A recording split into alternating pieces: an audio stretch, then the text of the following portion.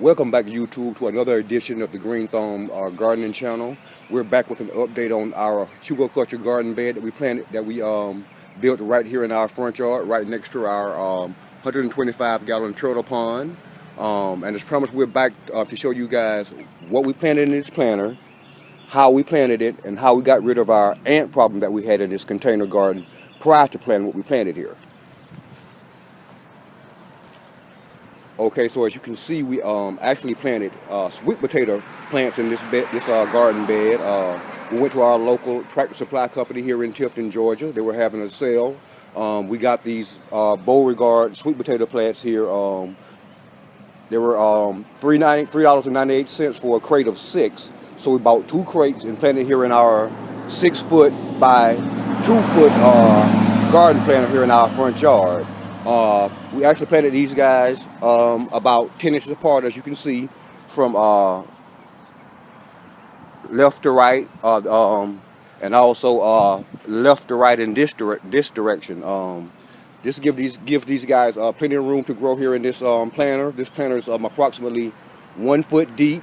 We used the same potting soil in this garden soil in this planter as we used in our other 2 planters over there next to the house over there.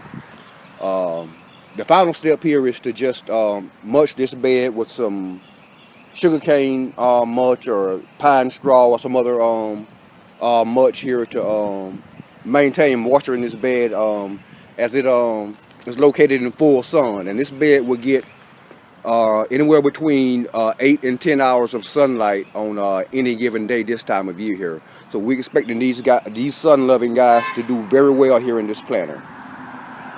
Also, an update on what we used in this planter, well, around this planter actually, to eliminate our fire ant problem that we had here in this particular planter.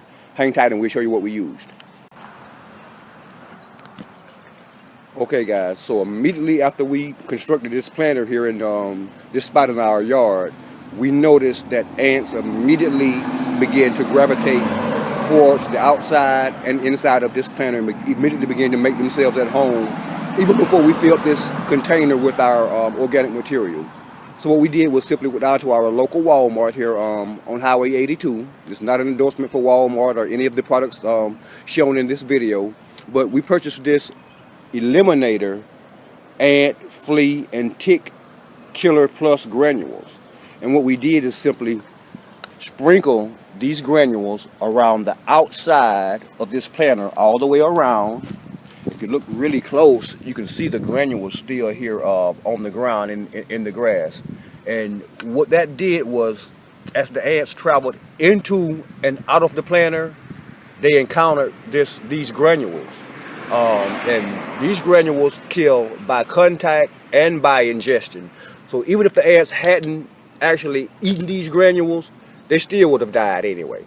So one day later, after we used these Eliminator ant, flea, and tick killer plus granules, and by the way, they were only $2 at your local our local Walmart in the garden center. So that's a deal that you really can't beat, and it goes up to 1,000 square feet. So we actually used the rest of this container to eliminate some other ant beds that we had here in our front and backyard. So that was a great deal, we thought. And 24 hours later, our Hugel culture garden planter in our front yard that we've already planted with Beauregard sweet potatoes is ant free. We don't anticipate having that problem. If we do happen to see ants colonize this planter, we'll simply treat again. But we don't anticipate having that problem after this point, because again, we used the rest of this container to eliminate the other ant colony beds that we had here in our yard. So we're looking forward to some great growth from these guys over the summer, and we'll bring you guys back in a week or so, couple of weeks, to show you how much these guys have grown and what we've done with our other planters. Thanks for watching, and if you like what you've seen in this video, please hit that subscribe button at the bottom of this page, and be sure to hit that notification bell so that you'll be notified every time we upload new content. Thanks, YouTube.